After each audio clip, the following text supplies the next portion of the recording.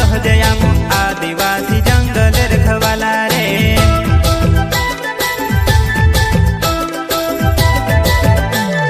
चल जंगल जमीन काजे पूजे रे आदिवासी दुनिया ने रखवाला रे। बाप देव खतरी काज पूजे रे आदिवासी सबसे निराला रे।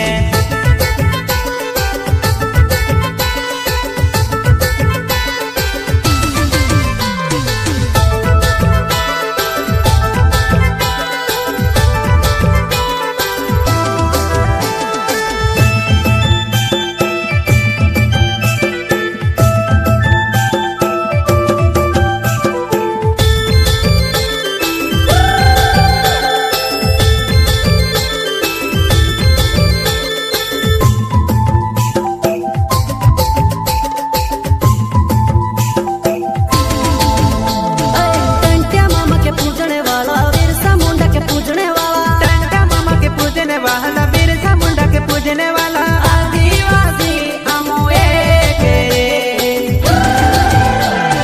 हाथों में धोंदेली बिलखा वाला रे आदिवासी जंगल रखवाला रे। आदिकाल से जंगल में रह जयाम आदिवासी जंगल रखवाला रे।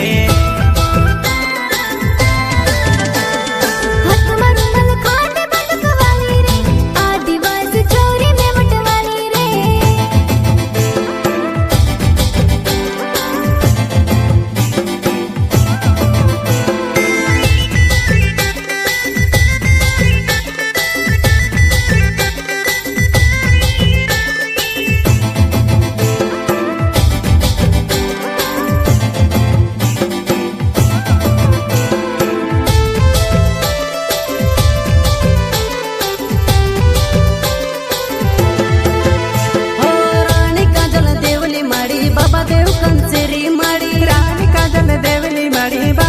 कंसरी